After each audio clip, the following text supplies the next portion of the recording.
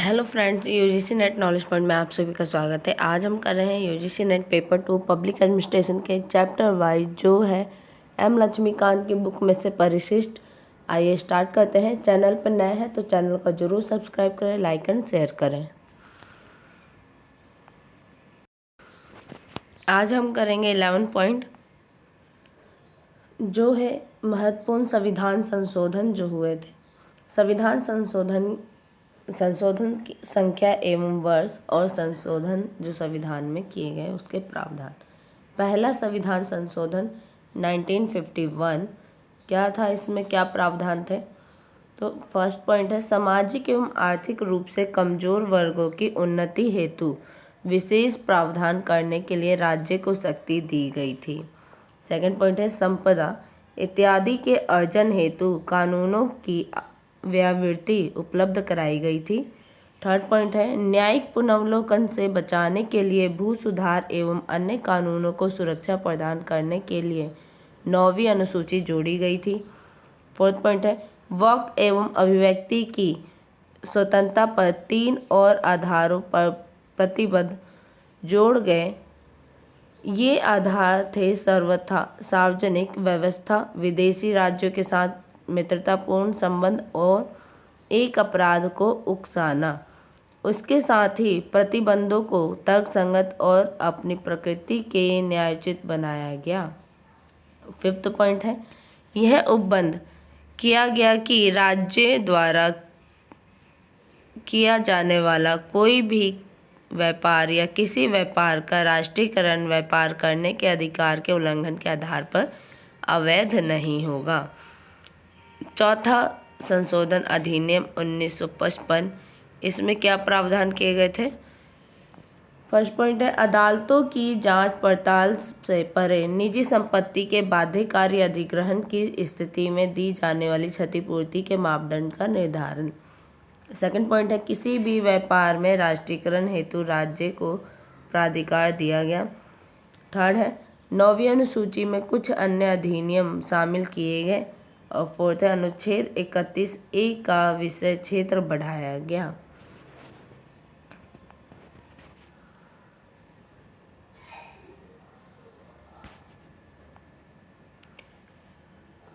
सातवां संविधान संशोधन है अधिनियम 1956। क्या कहा गया था इसमें? भाग फर्स्ट, भाग ए, भाग बी, भाग सी, भाग डी जैसे 4 श्रेणियों में राज्यों का मौजूदा वर्गीकरण समाप्त किया गया और उन्हें 14 राज्यों और 6 संघ शासित प्रदेशों में पुनर्गठित किया गया। सेकंड पॉइंट है संघ शासित प्रदेशों में उच्च न्यायालयों का अधिकार क्षेत्र बढ़ाया गया। थर्ड है 2 या 2 से अधिक के लिए एक सामान्य उच्च न्यायालय की स्थापना का प्रावधान किया गया, यानी 2 या 2 से अधिक जो राज्य है उसके लिए एक ही उच्च न्यायालय का स्थापना की गई। फोर्थ है उच्च न्यायालय के अतिरिक्त और न्यायकारी न्यायाधीशों की नियुक्ति के लिए प्रावधान है। 15वां संशोधन अधिनियम 1963।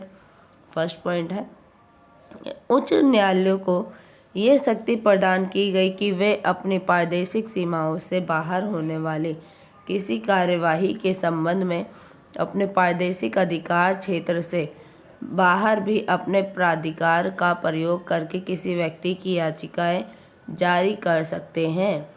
सेकंड पॉइंट है उच्च न्यायालय के न्यायाधीशों को की सेवानिवृत्ति की आयु को बढ़ाकर 60 से 62 वर्ष किया गया।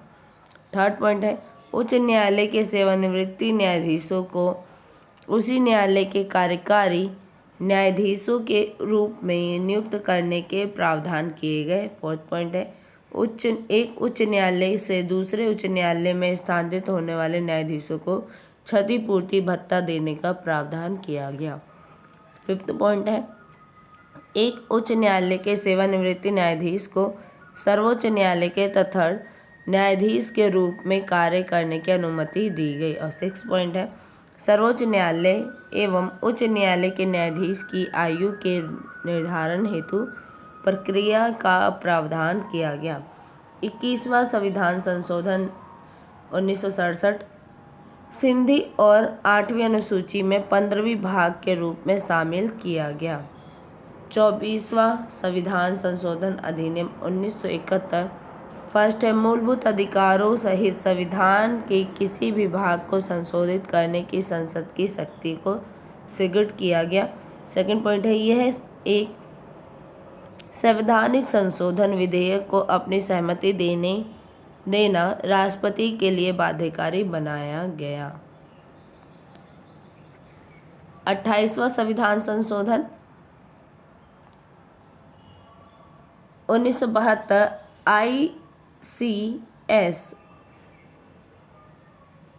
आईसीएस द्वारा अधिकारियों के विशेषाधिकार समाप्त किए गए और संसद को उनकी सेवा शर्तें निर्धारित करने की शक्ति प्रदान की गई।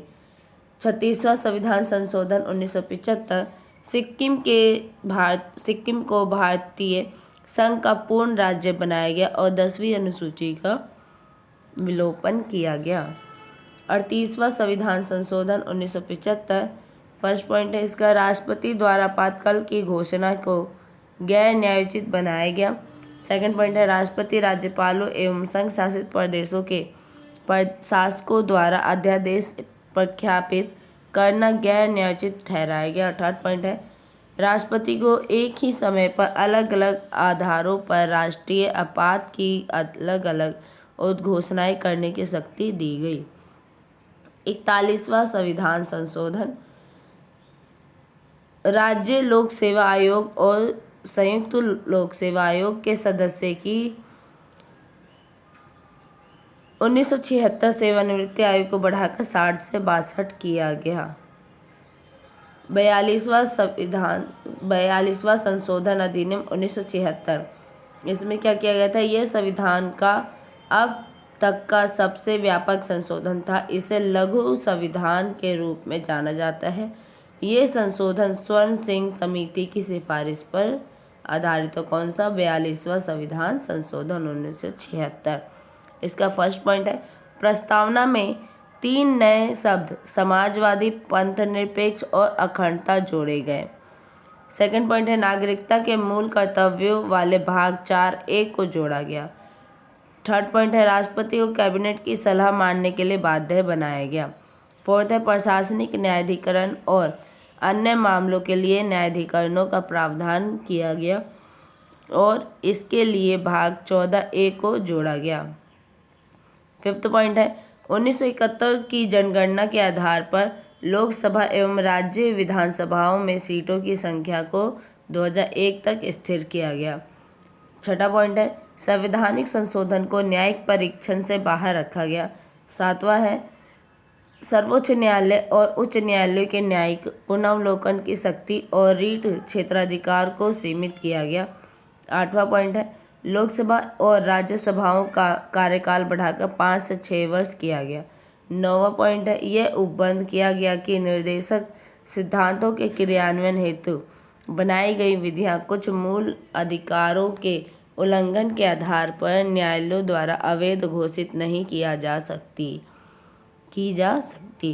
10 पॉइंट है, संसद को राष्ट्र विरोधी गतिविधियों का सामना करने के लिए कानून बनाने की शक्ति दी गई और इस प्रकार के कानून का स्थान मूलभूत अधिकारों से ऊपर होगा। 11 पॉइंट है, 3 नए निर्देशक सिद्धांत जोड़े गए जैसे कि समान न्याय, निःशुल्क कानून सहायता, उद्योग के प्रबंधन में श्रमिकों की भागीदारी और पर्यावरण, वनों और अन्य जीव का संरक्षण। 12 पॉइंट है, भारत के भूप्रदेश के क्षेत्र किसी भी एक भाग में राष्ट्रीय आपातकाल के उद्घोषणा को बढ़ावा दिया गया। 13 पॉइंट है, किसी राज्य में राष्ट्रपति शासन की एक समय अवधि को 6 महीने से बढ़ाकर 1 वर्ष किया गया। 14 पॉइंट है, केंद्र को किसी राज्य में कानून व्यवस्था की बिगड़ी हुई स्थिति को सुधारने के लिए अपने सशस्त्र बलों को तैनात करने की शक्ति दी गई।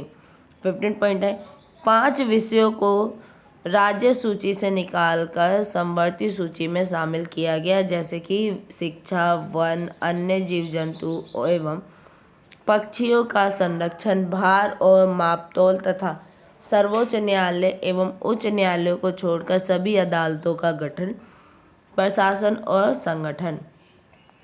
16 पॉइंट है, संसद एवं राज्य विधानसभाओं को कोरम की आवश्यकता को समाप्त किया गया। 18 पॉइंट है, अखिल भारतीय न्यायिक सेवा के गठन की व्यवस्था की गई। और 19 पॉइंट है, जांच के बाद दूसरे चरण में एक लोक सेवक के प्रतिनिधित्व के अधिकार को समाप्त करके अनुशासनात्मक कार्यवाही की प्रक्रिया को छोटा किया गया।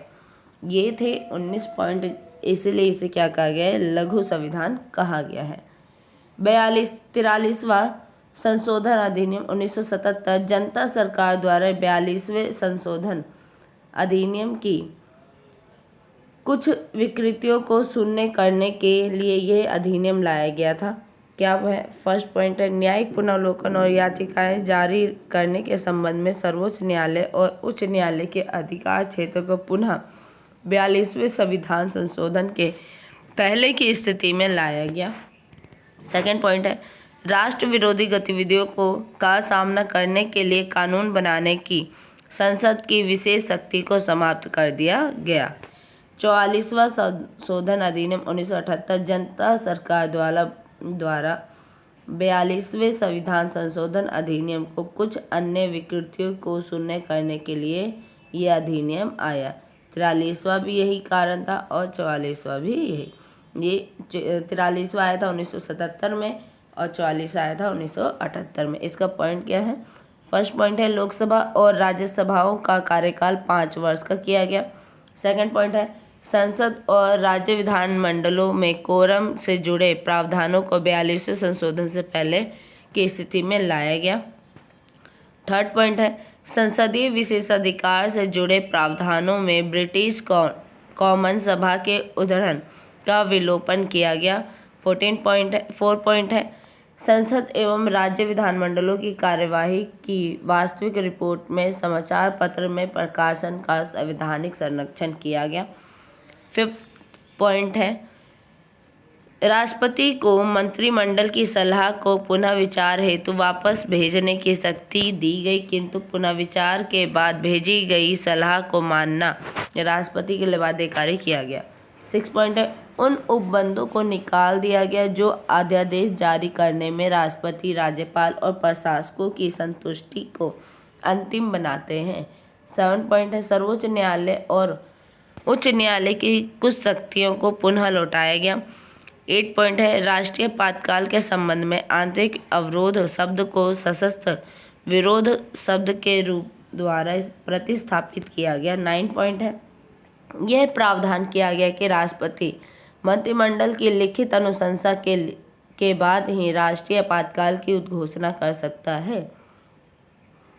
10 पॉइंट है, राष्ट्रीय आपातकाल और राष्ट्रपति शासन के संबंध में कुछ प्रतिक्रियात्मक सुरक्षा उपाय निर्धारित किए गए। 11 पॉइंट है, संपत्ति के अधिकार को मूलभूत अधिकारों की सूची से हटा दिया गया और इसे मात्र एक वैधानिक अधिकार बना दिया गया।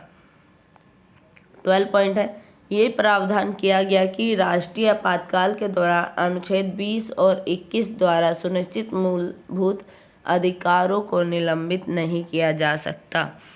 13 पॉइंट है, उन प्रावधानों का विलोपन कर दिया गया जो राष्ट्रपति, उपराष्ट्रपति, प्रधानमंत्री और लोकसभा अध्यक्ष के निर्वाचन विवादों के निर्णय में अदालत की शक्ति को सीमित करते थे।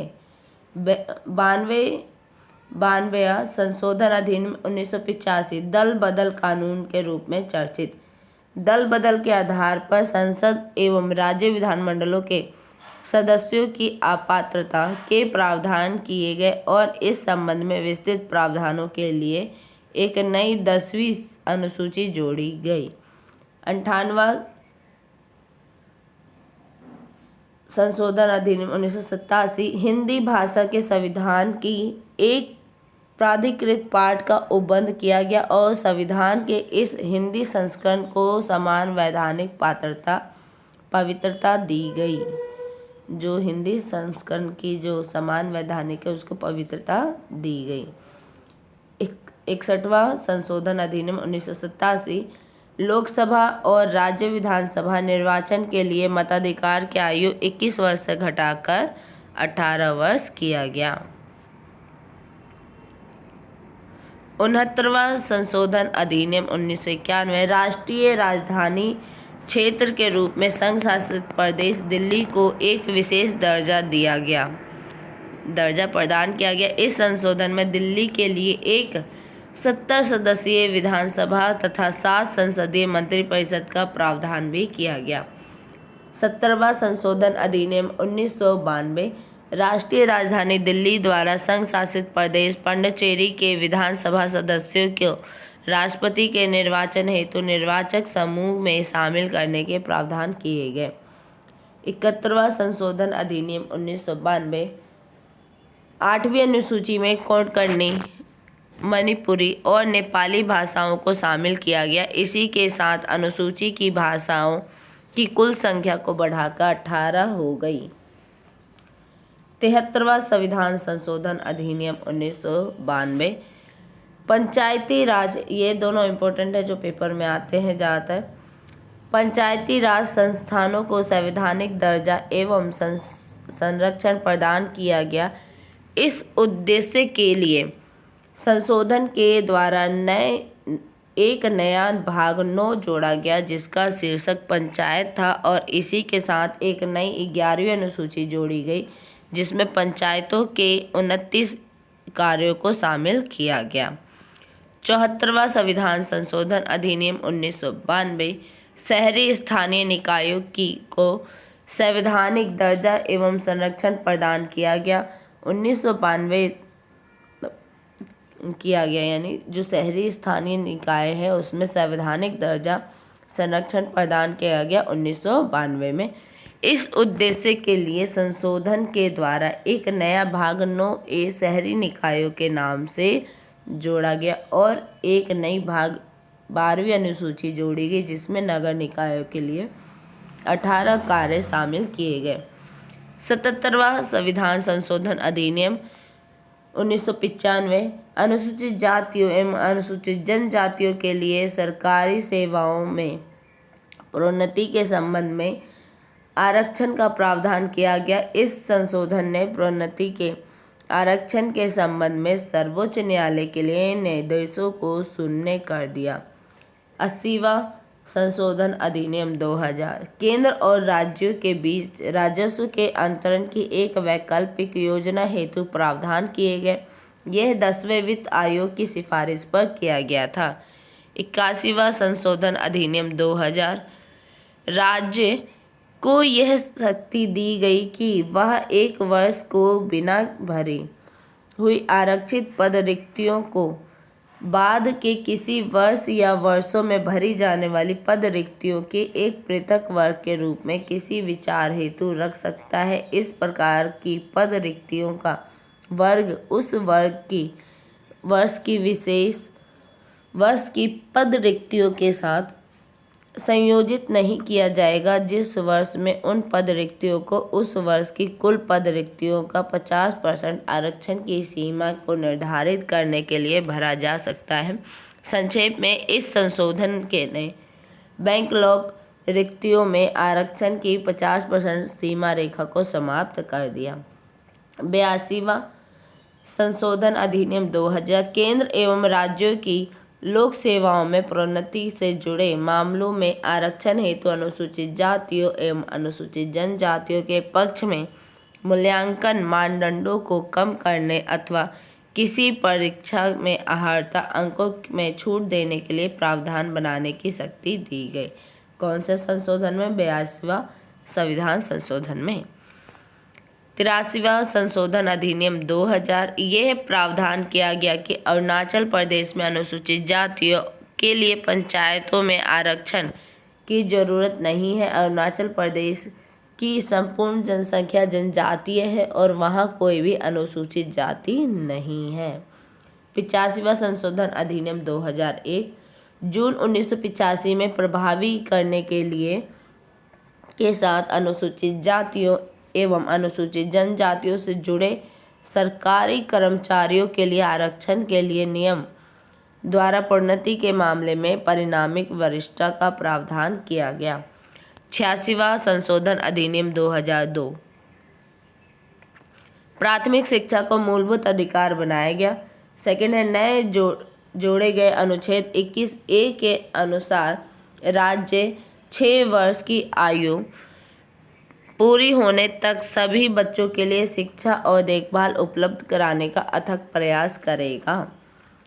थर्ड पॉइंट है, अनुच्छेद 51A के अंतर्गत एक नए मूल कर्तव्य को जोड़ा गया, जिसके अनुसार भारत के प्रत्येक नागरिक जो कि एक अभिभावक एवं माता पिता है, यह कर्तव्य होगा कि वह अपने बच्चों को 6 से 14 वर्ष की आयु के बीच शिक्षा के अवसर उपलब्ध कराएं। 88वां संशोधन अधिनियम 2003 सेवा कर के लिए एक प्रावधान किया गया कि अनुच्छेद 268A सेवा कर की वसूली केंद्र द्वारा होती है, किंतु उनके आगाम केंद्र और राज्य द्वारा संसद द्वारा बनाए गए सिद्धांतों के अनुसार संग्रहित किए जाते हैं। 79वां संशोधन अधिनियम 2003 अनुसूचित जातियों एवं अनुसूचित जनजातियों के लिए पूर्ववर्ती संयुक्त राष्ट्रीय आयोग को 2 पृथक निकायों में बांट दिया गया, जिसके नाम है अनुसूचित जाति के लिए राष्ट्रीय आयोग अनुच्छेद 338 तथा अनुसूचित जाति जनजातियों के लिए राष्ट्रीय आयोग अनुच्छेद 338A। मंत्रिपरिषद के आकार को सीमित करने, दल बदलू को लोक पदों में निवारित करने तथा दल बदल विरोधी कानून को मजबूत करने के लिए निम्नलिखित प्रावधान किए गए। ये किस में किया गया? 91वां संशोधन अधिनियम 2003 के द्वारा किया गया। क्या प्रावधान थे? फर्स्ट पॉइंट है, केंद्रीय मंत्रिपरिषद में प्रधानमंत्री सहित मंत्रियों की कुल संख्या लोकसभा के कुल स्थानों की 15% से अधिक नहीं होगी, अनुच्छेद 75 फर्स्ट ए में कहा गया है। सेकंड पॉइंट है, दल बदल के आधार पर अपात्र घोषित किसी भी राजनीतिक पार्टी से जुड़ा संसद के किसी भी सदन का सदस्य एक मंत्री के रूप में नियुक्त होने के लिए पात्र नहीं होगा, अनुच्छेद 75 फर्स्ट बी में कहा गया है। थर्ड है, एक राज्य में मुख्यमंत्री सहित मंत्रियों की कुल संख्या उस राज्य की विधानसभा के कुल सदस्यों की संख्या के 15% से अधिक नहीं होगी, किंतु एक राज्य में मुख्यमंत्री सहित मंत्रियों की संख्या 12 से कम नहीं होगी, अनुच्छेद 164 फर्स्ट ए में कहा गया है। फोर्थ पॉइंट है, दल बदल के आधार पर अयोग्य घोषित किए गए किसी राजनीतिक दल के जुड़े विधानमंडल की किसी भी सदन के एक सदस्य को मंत्री के रूप में नियुक्त करने के लिए अयोग्य माना जाएगा, यानी वो मंत्री नहीं बन सकते, अनुच्छेद 164 फर्स्ट बी में कहा गया है। फिफ्थ पॉइंट है, किसी भी राजनीतिक दल से जुड़े हुए संसद या राज्य विधानमंडल के किसी भी सदन के सदस्य को दल बदल के आधार पर अयोग्य घोषित किए जाने पर वह किसी भी लाभकारी राजनीतिक पद पर नियुक्ति के लिए भी अयोग्य माना जाएगा। लाभकारी राजनीतिक पद का अर्थ है, यानी कि फर्स्ट पॉइंट है, केंद्र सरकार या राज्य सरकार के अधीन कोई भी ऐसा पद जहां इस पद के लिए वेतन या पारिश्रमिक का भुगतान उस सरकार के सार्वजनिक राजस्व में से किया जाता है। सेकंड पॉइंट है, किसी निकाय जो निगमित हो या नहीं के अधीन एक पद जो पूर्ण या अंशतः केंद्र सरकार या किसी राज्य सरकार के स्वामित्व में हो और इस पद के लिए वेतन या पारिश्रमिक का भुगतान इस प्रकार के निकाय द्वारा किया जाता हो। क्षतिपूर्ति के रूप में इस प्रकार का वेतन या पारिश्रमिक का भुगतान एक अपवाद है, अनुच्छेद 361 बी में कहा गया है। छठा पॉइंट, 10वीं अनुसूची का वह प्रावधान है जिसमें विधानमंडल के 1/3 सदस्यों द्वारा अलग होने की स्थिति में अपात्रता से छूट मिलती है, जो हटा दिया गया है। इसका अर्थ है कि दल बदलकर्ताओं को विच्छेद के आधारों पर अब कोई संरक्षण प्राप्त नहीं होगा। 92वां संविधान संशोधन अधिनियम 2003 8वीं अनुसूची में बोडो, डोगरी, मैथिली और संथाली 4 भाषाओं को शामिल किया गया। इस प्रकार के संवैधानिक रूप रूप से मान्यता प्राप्त भाषाओं की कुल संख्या बढ़कर 22 हो गई। 93वां संशोधन अधिनियम 2005 निजी शैक्षणिक संस्थानों यानी कि राज्य द्वारा सहायता प्राप्त या गैर सहायता प्राप्त सहित शैक्षिक संस्थानों में शैक्षिक और सामाजिक रूप से पिछड़े वर्गों और अनुसूचित जातियों जनजातियों के लिए विशेष प्रावधान बनाने हेतु राज्य को शक्ति प्रदान की गई। अल्पसंख्यक शैक्षिक संस्थानों को इसकी परिधि से बाहर रखा गया। यह संशोधन इनामदार केस 2005 में सर्वोच्च न्यायालय के निर्णय को शून्य करने के लिए किया गया था। इस निर्णय में सर्वोच्च न्यायालय ने यह निर्देश दिया था कि राज्य अल्पसंख्यक और गैर सहायता प्राप्त कॉलेजों यानी व्यावसायिक कॉलेज सहित में अपनी आरक्षण नीति को लागू नहीं कर सकता है। सर्वोच्च अदालत ने यह घोषित किया था कि निजी गैर सहायता प्राप्त शैक्षणिक संस्थानों में आरक्षण असंवैधानिक था। 94वां संशोधन अधिनियम 2006 बिहार को एक जनजातीय कल्याण मंत्री नियुक्त करने की बाध्यता से मुक्त किया गया और यह प्रावधान इन झारखंड और छत्तीसगढ़ के लिए लागू किया गया। अब यह प्रावधान इन दो नवगठित राज्यों मध्य प्रदेश और उड़ीसा में लागू होगा अनुच्छेद 164 फर्स्ट के अनुसार। आज के लिए वीडियो इतना ही। वीडियो अच्छी लगे तो लाइक कीजिए, शेयर कीजिए, सब्सक्राइब कीजिए। धन्यवाद।